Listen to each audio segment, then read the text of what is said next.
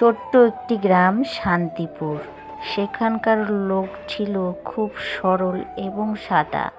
আর সেই গ্রামে থাকতো এক ছেলে, তার নাম অর্ণব।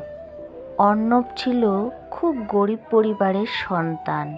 অর্ণবের বাবা ছিল একজন দিনমজুর আর মা ঘরে সেলাই করতেন।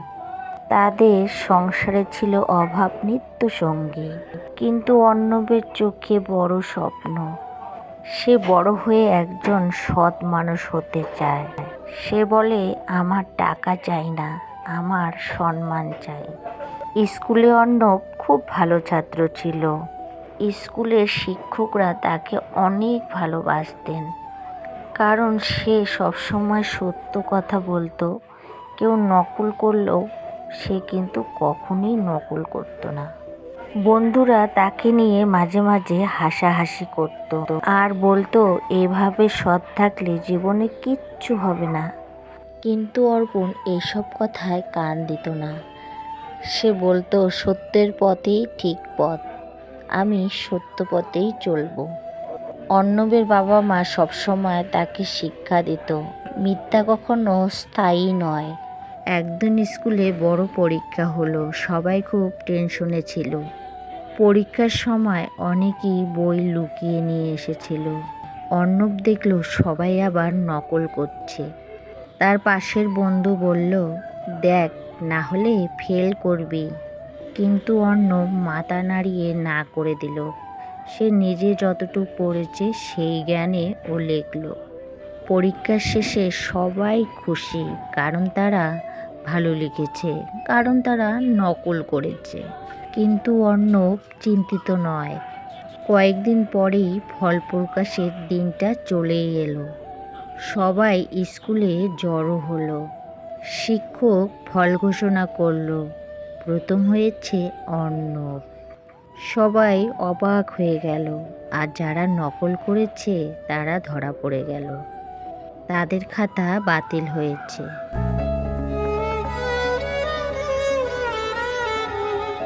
এইদিকে অর্ণব প্রথম হওয়াতে তাকে সবাই মিলে সম্মান জানালো। শিক্ষকরা বললেন, এই ছেলেটা প্রকৃত উদাহরণ, কারণ যে ভালো করে পড়াশোনা করবে তার নকল করতে হয় না।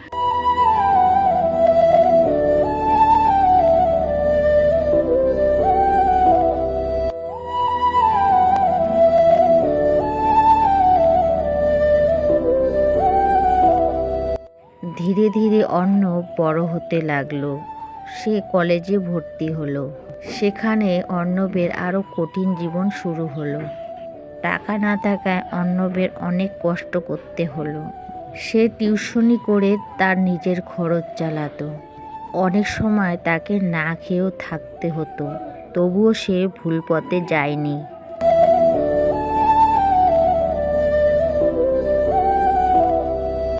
তার কলেজের বন্ধুরা অনেক শর্টকাট নিতে চাইতো।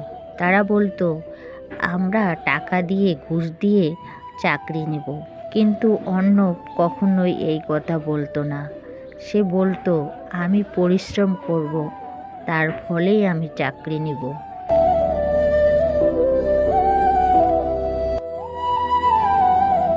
একদিন বড় একটা চাকরির পরীক্ষা হলো। সবাই চেষ্টা করছে ভালো নাম্বার পাওয়ার। পরীক্ষার আগে কিছু লোক প্রশ্ন বিক্রি করছিল। অর্ণবের এক বন্ধু বলল, চল প্রশ্নটা কিনে নিই, তাহলে নিশ্চিত আমরা চাকরি পাবই। প্রশ্নটা কিনে নিলে আমরা উত্তরটা বাড়ির থেকে জেনে যাব, তাহলে কিন্তু আমরা চাকরি পাবই। চল কিনে নিই। অর্ণব বলল, না, এটা ভুল, এটা করা উচিত নয়। তার বন্ধু বলল, আরে পাগল, সবাই তো করছে, তোর করতে কি দোষ?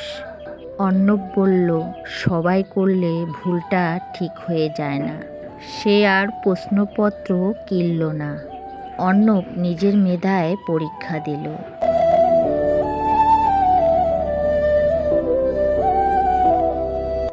আবারও কয়েকদিন পরেই ফল প্রকাশ হলো। এবারও অর্ণব সফল হয়েছে। সে চাকরি পেয়ে গেল। আর যেই বন্ধুরা প্রশ্নপত্র কিনেছিল তারা ধরা পড়ল। চাকরি তো পেলই না, বরং শাস্তি পেল।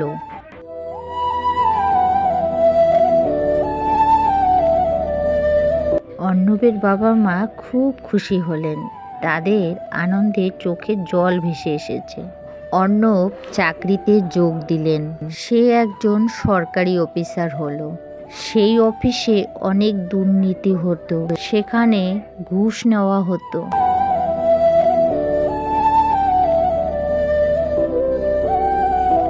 অর্ণব প্রথম দিনেই সে বলেছিলেন, আমি কখনো ঘুষ নিব না। তার সহকর্মী বলল, এইভাবে কি টিকে থাকতে পারবেন? কিন্তু সে দৃঢ় ছিল, সে সত্যের পথেই চলবে।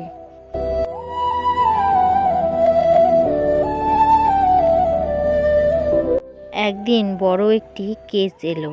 এক বড় ব্যবসায়ী তাকে ঘুষ দিতে চাইল। বলল, স্যার, আমার এই ফাইলটা পাস করিয়ে দিন। অর্ণব স্পষ্টভাবে না করলো, সে এই কাজটা করতে পারবে না, সে অন্যায় কাজ করতে পারবে না। বড় ব্যবসায়ী শুনে হুমকি দিল। ব্যবসায়ী বলল, আপনার ক্ষতি হবে।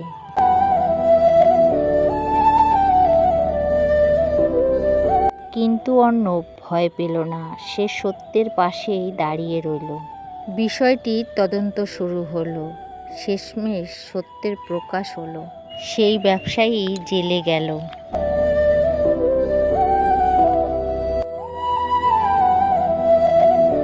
অর্ণব পেল পুরস্কার, তার সততা প্রমাণিত হলো। সংবাদপত্রে তার নাম ছাপা হলো। ধীরে ধীরে তাকে সবাই সম্মান করতে লাগলো। তার এই কাজের জন্য গ্রামের লোকরা আনন্দিত হলো। তার স্কুলের শিক্ষকরাও এই খবরটা শুনে অনেক আনন্দিত হলো।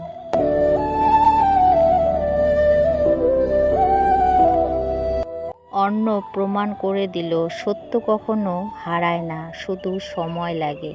জীবনে অনেক বাধা আসে, অনেক প্রলোভন সামনে এসে দাঁড়ায়, কিন্তু যে সত্য পথে থাকে সে কখনোই হার মানে না। তো বন্ধুরা, গল্পটা এখানেই শেষ করলাম। আশা করি গল্পটা তোমাদের অনেক ভালো লেগেছে। আর যদি ভালো লাগে প্লিজ একটি লাইক করে দিয়ে আমার চ্যানেলটাকে সাবস্ক্রাইব করে দিয়ে পাশে থাকার অনুরোধ রইল। আর যে সকল বন্ধুরা এই কাজটা করে রেখেছো তাদের জানাই অনেক অনেক ধন্যবাদ।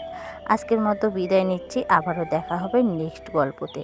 সবাইকে টাটা, বাই বাই।